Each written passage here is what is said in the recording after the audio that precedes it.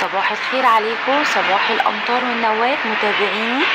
متابعيني الامطار، امطار اسكندريه والنوة. احنا لسه ما ارتحناش، بس من النوة اللي فاتت كانت يوم واحد بس اللي ارتحنا فيه امبارح، ودلوقتي صحينا على زي ما انتم شايفين كده.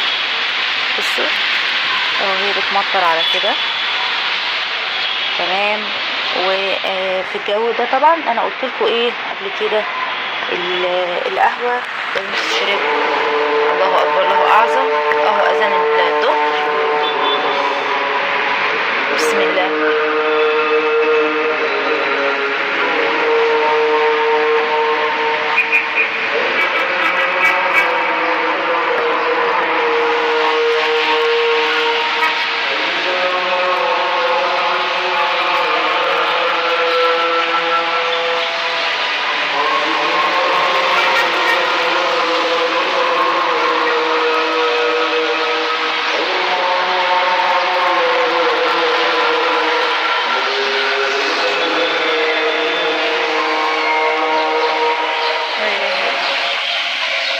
اهو زي ما انتم شايفين كده، هي بصوا بتندع كده بسيط اهي. استنى اقرب لكم الصوره. انتظرونا النهارده بقى، يعني ان شاء الله كده هنتابع مع بعض وهنصور مع بعض طبعا ايه النوى بتفاصيلها. بصوا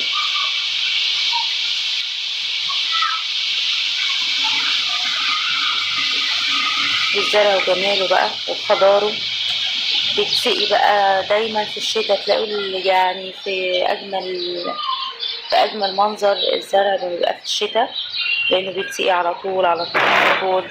صح يا ميساء؟ هتروحي المدرسه بكره يا ميساء؟ هتروحي المدرسه بكره ازاي؟ احنا اعتقد ان الاسبوع ده مش هيبقى فيه مدارس يا ميساء. حظكم بقى، الولاد عندي كتير قوي بيقعدوا من المدرسه بسبب النوات، رغم ان المدرسه جنبنا يعني. اهي المدرسه جنبنا على طول، بس الجو بيبقى فعلا صقيع وغير محتمل يعني. اهو بدأت تزيد المطر اهو، شايفين الارض عامله ازاي.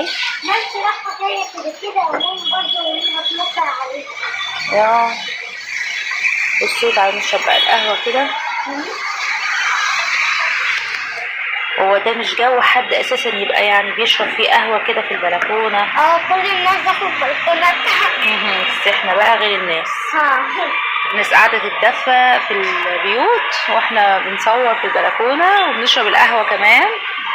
صح يا روما ولا ايه؟ انا بطلع اصلا من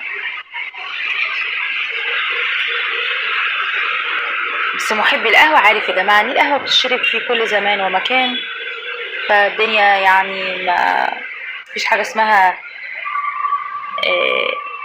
الدنيا بتمطر فنضيع بقى القهوة وجمالها.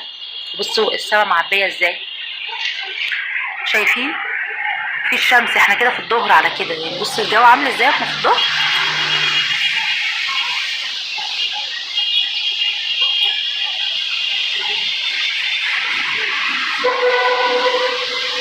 بدأت برضه اهو تزيد شوية.